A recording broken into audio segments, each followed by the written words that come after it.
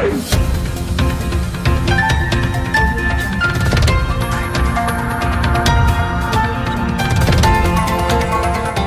देख रहे हैं मगरा न्यूज राजस्थान, खबरें सबसे तेज। प्रदेश भर में कोरोना के अब तक 4213 मामले आए सामने, 117 लोगों की हुई है मौत। राजस्थान में कोरोना पॉजिटिव मरीजों की संख्या लगातार बढ़ती जा रही है। पॉजिटिव केस लगातार सामने आ रहे हैं, मौतों का आंकड़ा भी लगातार बढ़ता जा रहा है। स्वास्थ्य विभाग की रिपोर्ट के अनुसार राजस्थान में 13 मई को सुबह 9 बजे तक कोरोना पॉजिटिव के 87 नए मामले सामने आए। इसके बाद राजस्थान में कोरोना पॉजिटिव का कुल आंकड़ा 4213 हो गया। इनमें 2455 मरीज रिकवर हो चुके हैं। साथ ही कोरोना पॉजिटिव से 117 लोगों की मौत यहां पर हो चुकी है। प्रदेश में 13 मई को सुबह 9 बजे तक कोरोना एक्टिव केसों की संख्या 1661 हो गई है। राजस्थान में 13 मई सुबह जयपुर में 32 नए कोरोना मामला सामने आए थे। वहीं 9 बजे तक जयपुर से 32, उदयपुर से 12, कोटा से 3, पाली से 24, बांसवाड़ा से 1, राजसमंद से 7 और सवाई माधोपुर से 5, टोंक से 1 और नागौर से 1 और भरतपुर से 1 नया मामला सामने आया है।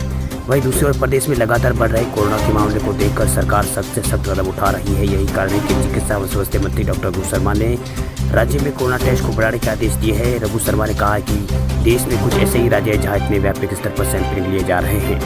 साथ ही प्रदेश में कोरोना मरीज की बढ़ती संख्या को देखते हुए राजस्थान के मुख्यमंत्री अशोक गहलोत ने राजस्थान की सभी सीमाओं को सील करने के आदेश दिए हैं। अभी सभी सीमा सील हो चुकी है। मुख्यमंत्री ने अधिकारियों से कहा कि राजस्थान में अन्य राज्यों से कोई अनधिकृत लोगों की आवाजाही तुरंत प्रभाव से रोकने में सफलता मिली है। आपको बता दें कि प्रदेश में अंतर्राज्यीय सीमाओं को सील करके रेगुलेट किया जाएगा।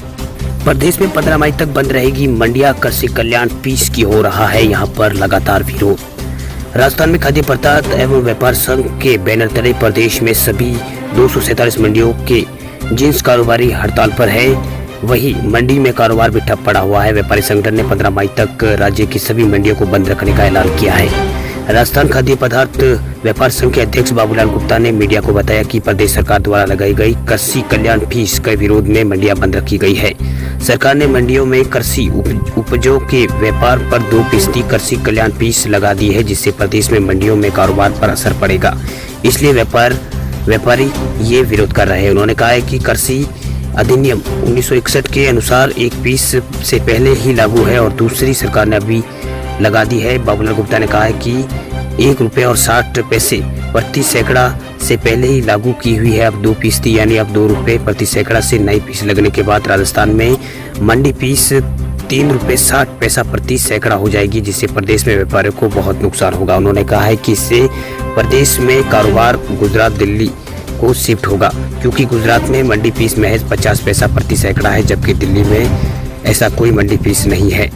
कृषि उपज मंडी संशोधन अधिनियम 2020 द्वारा राजस्थान कृषि उपज मंडी अधिनियम 1961 में संशोधित करते हुए इसका खंड में 38 की धारा 17 और 71 का नई धाराएं जोड़ी गई है, जिसके तहत प्रदेश की मंडियों में खरीद या बेची जाने वाली कृषि उपज कृषि कल्याण फीस ली जाएगी और संग्रहित फीस अधिनियम धारा 19 के तहत गठित कृषि कल्याण कोष में जमा होगी। देश भर में कोरोना पीड़ितों की संख्या पहुंची 74,281। अब तक कुल 2,415 लोगों की हुई है मौत। कोरोना वायरस के संक्रमण के चलते बुधवार सुबह यहां पर 2415 मौतें देश भर में हो चुकी है। वहीं इस घातक वायरस से अब तक देश में 74,281 लोग संक्रमित हो चुके हैं। केंद्रीय स्वास्थ्य मंत्रालय ने ये जानकारी दी है। स्वास्थ्य मंत्रालय ने ताजा आंकड़े पेश करते हुए देश में कोरोना से प्रभावित लोगों की कुल संख्या 74,281 बताई है। इसमें 47,480 अभी कोरोना पॉजिटिव है, जबकि 24,385 को अस्पताल के इलाज के बाद छुट्टी दी जा चुकी है। वहीं देश में मौतों की संख्या 2415 पहुंच गई है। वहीं देश में अब तक अंडमान निकोबार, अरुणाचल प्रदेश और गोवा, मणिपुर और मिजोरम कोरोना मुक्त राज्य बने हुए हैं। दादर नगर हवेली अब तक सिर्फ एक ही शख्स इस बीमारी से संक्रमित होने की सूचना है। इधर आंध्र प्रदेश में कोरोना पीड़ितों की संख्या 2090 हो गई। इनमें 1056 अस्पताल से छुट्टी इन मरीजों की कर दी गई है। यहाँ पर 46 लोगों को कोरोना से मौत हुई है। आसाम में कोरोना पीड़ितों का आंकड़ा 65 है, जिनमें 39 लोगों को अस्पताल से छुट्टी दे दी गई है। यहाँ 2 लोगों को इस बीमारी की वजह से मौत हो गई है। वहीं बिहार में कोरोना संक्रमण बढ़ता जा रहा है। केंद्रीय स्वास्थ्य मंत्रालय के मुताबिक यहाँ 831 लोग इस बीमारी की चपेट में आ चुके हैं। इनमें 383 अस्पताल से छुट्टी मिल चुकी है, जबकि 6 लोगों की यहाँ पर मौत हुई है। चंडीगढ़ में कोरोना पीड़ितों की संख्या 187 पहुंची है। 28 लोगों को डिस्चार्ज किया गया है। यहाँ 2 लोगों की मौत हुई है। वहीं छत्तीसगढ़ में ये संख्या 59 है। वहीं 54 को डिस्चार्ज किया गया है। वहीं बात करें गुजरात की, तो गुजरात में संक्रमितों का आंकड़ा पहुंचा है 8,903। वहीं राजधानी दिल्ली में संक्रमित लोगों की संख्या 7,739 पहुंच चुकी है। 2,512 लोगों को इलाज के बाद यहाँ छुट्टी दे दी गई है। वहीं बात करें हिमाचल प्रदेश की, तो हिमाचल प्रदेश में बुधवार को सुबह 65 मामले सामने आए हैं, जिनमें 39 को डिस्चार्ज कर दिया गया। यहाँ 2 की मौत हो चुकी है। जम्मू कश्मीर में यह संख्या 934 तक पहुंच चुकी है, जिनमें 455 को अस्पताल से छुट्टी दे दी गई है। 10 लोगों की यहाँ मौत हुई है। झारखंड में कोरोना पीड़ितों की संख्या 112 है। वही बात करें कर्नाटक की, तो कर्नाटक में कोरोना पीड़ित लोगों की संख्या 925 पहुंच गई है। यहाँ 433 लोगों को डिस्चार्ज किया जा चुका है। अब तक यहाँ 31 मौतें हुई है। केरल में बुधवार को सुबह कोरोना पीड़ितों की संख्या 524 पहुंच गई और 479 को अस्पताल से छुट्टी दे दी गई है। वहीं 4 की मौत हुई है। इस बीच लद्दाख में कोरोना पीड़ित में अब तक संख्या 42 है। यहाँ 21 लोगों को अस्पताल से छुट्टी दे दी गई है। मध्य प्रदेश में कोरोना तेजी से पांव पसार रहा है। बुधवार सुबह तक यहाँ का आंकड़ा 3,986 तक पहुँच गया है। अब तक यहाँ पर 1860 को अस्पताल से छुट्टी दे दी गई है। राजस्थान के चिकित्सा एवं स्वास्थ्य मंत्री डॉक्टर रघु शर्मा ने प्रदेश से बाहर से आने वाले व्यक्तियों को 14 दिन के लिए होम क्वारंटाइन या सरकारी क्वारंटाइन का पालना करना जरूरी है, ऐसा उन्होंने कहा है।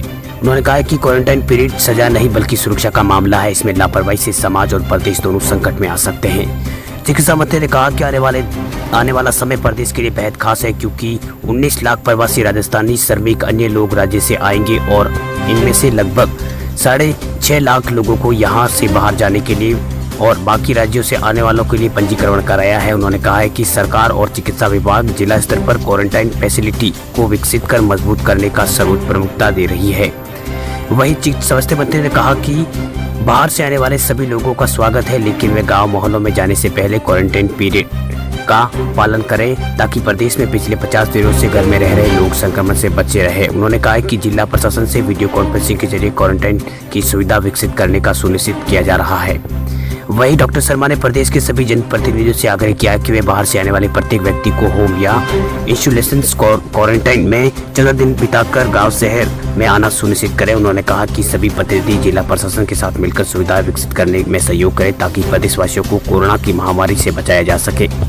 चिकित्सा मंत्री ने बताया कि प्रदेश के मुख्यमंत्री पिछले 2 महीने से संवेदनशीलता के साथ कोरोना के खिलाफ लड़ाई लड़ रहे हैं। उन्हीं के नेतृत्व में कोरोना को फैलने से रोका जा रहा है। उन्होंने कहा कि प्रदेश में प्रतिदिन 12,000 से ज्यादा लोगों की जांच हो रही है और आने वाले दिनों में ये 25,000 सैंपल प्रतिदिन जांच कराने का लक्ष्य सरकार ने रखा है। उन्होंने कहा है कि सरकार 1,85,000 लोगों का सैंपल अब तक ले चुकी है। उन्होंने कहा कि प्रदेश में कोरोना के खिलाफ हर स्तर पर बेहतरीन काम हुआ है। प्रदेश में टेस्टिंग में जबरदस्त इजाफा हुआ है, वही सैंपलिंग को बेहतर यहाँ पर हुआ है। वही प्रदेश में पॉजिटिव से नेगेटिव हुई की तादाद में 60% से ज़्यादा इसकी दर है। प्रदेश में कोरोना से होने वाली मृत्यु दर राष्ट्रीय दर के मुकाबले बहुत कम। उन्होंने कहा कि सरकार अपने स्तर पर बेहतरीन काम कर रही है। जरूरत आमजनों को सजग रहते हुए कोरोना से लड़ना है। राजस्थान में नरेगा ने दिया बेरोजगार और श्रमिकों को संबल, 40,000 श्रमिकों को सरकार ने दिया काम। प्रदेश में कोरोना वायरस के चलते लॉकडाउन के कारण उद्योगों पर ताले लग गए हैं। प्रदेश में बेरोजगारी का पहाड़ खड़ा हो गया है, लेकिन कोरोना काल में बेरोजगार हुए श्रमिकों के लिए नरेगा योजना संबल दे रही है। प्रदेश में जल संसाधन विभाग की विभिन्न जोनों में नहरों और बांधों की मरम्मत के लिए 40,000 से ज्यादा श्रमिकों को नियोजित किया गया है। अधिकारियों का कहना है कि यह मरम्मत का काम बारिश होने तक चलेगा और अब तक इन श्रमिकों को रोजगार को लेकर कोई परेशानी नहीं होगी। आपको बता दें कि यहाँ इतने श्रमिकों को मिला है काम। जौन कार्य संख्या नियोजित श्रमिक। जल संसाधन विभाग के अधिकारियों का कहना है कि जैसे जैसे नहरों और बांधों का मरम्मत और सफाई का कार्य स्वीकृत होंगे, वैसे ही श्रमिकों को नियोजित किया जाएगा। फील्ड अधिकारी बारिश से पहले ये कार्य बनाने का इसके तहत योजना बनाने के निर्देश दिए हैं। असल में राजस्थान में कोरोना वायरस के चलते 47 दिन से लॉकडाउन चल रहा है। तभी से प्रदेश में सभी उद्योग धंधे पर ताले लटके हुए हैं। वहीं लाखों मजदूर बेरोजगार हो चुके हैं। ऐसे में नरेगा योजना में इन मजदूरों को नियोजित कर काम दिया जा रहा है। बीपीएल परिवार को बड़ी राहत। बढ़ाई गई बेटियों की शादी पर मिलने वाली राजस्थान में राशि। राजस्थान में गरीब तबके के बीपीएल परिवारों की बेटियां बालिग होने पर शादी करवाने पर राजस्थान सरकार की ओर से उपहार योजना के तहत दी गई राशि दी जाती है, जिसमें परिवार को बेटी की शादी आर्थिक बोझ नहीं आए। इसके लिए सरकार की ओर से मिलने वाली सहयोग राशि में बढ़ोतरी को लेकर राज्य सरकार की ओर से बजट में घोषणा की गई थी। इस पर अमल करते हुए सरकार ने अब पहले से मिलने वाली राशि 11,000 रुपये राशि में 11,000 रुपये तक की बढ़ोतरी की है। ऐसे में अब इस योजना के तहत पात्र परिवार की बेटी की शादी पर 11,000 रुपये ज्यादा मिलेंगे, जिससे परिवार को आर्थिक बोझ कम पड़ेगा। दरियाल सहयोग योजना के तहत बेटी को 18 वर्ष की आयु पूरी होने पर शादी करवाने में कुछ राशि सरकार की ओर से दी जाती है। पहली योजना में 18 वर्ष के सभी बीपीएल परिवारों को शादी पर 3 कैटेगरी में राशि दी जाती है, जिनमें अनपढ़ बेटी की शादी पर 20,000 रुपये, 12वीं पास की बेटी पर 30,000 और डिग्री पास होने वाली बेटियों को 40,000 रुपये की राशि दी जाती है। लेकिन सरकार अब ने इस राशि में बढ़ोतरी की है। बजट की घोषणा के तहत अब तक अनपढ़ बेटी की शादी में 31,000 रुपये, व 12वीं पास तक की बेटियों की शादी पर 41,000 रुपये और डिग्री प्राप्त करने वाली बच्चियों की शादी पर राजस्थान सरकार 51,000 रुपये की सहयोग राशि देगी। वही सहयोग इस योजना के तहत बीपीएल वर्ग की बेटियों को शादी पर ही यह लाभ मिलता है। लेकिन सरकार ने अपने बजट घोषणा के अनुसार इसमें 4 नई कैटेगरी जोड़ी है, जिसमें दिव्यांग बेटी, खेलों में राज्य स्तर मेडल जीतने वाली बेटी, स्वयं की शादी पर व अल्पसंख्यक वर्ग की बेटियों को, पालनहार योजना के चयनित बेटियों को भी ये शादी पर सरकार सहयोग राशि दी जाएगी। ऐसे में उम्मीद की जा रही है कि राजस्थान सरकार द्वारा उठाए गए इस कदम से प्रदेश में गरीब परिवारों को उनकी बेटियों की शादियां करवाने पर बड़ा संबल मिलेगा। वही नई कैटेगरी में पदक जीतने वाली महिला खिलाड़ियों को शामिल करने से लोगों को जहां अपनी बेटियों को स्पोर्ट्स से जोड़ने में रुचि बढ़ेगी, वही पालनहार योजना के चयनित अनाथ बेटियों को शादी में राशि की कमी से अब कोई परेशानी नहीं आएगी।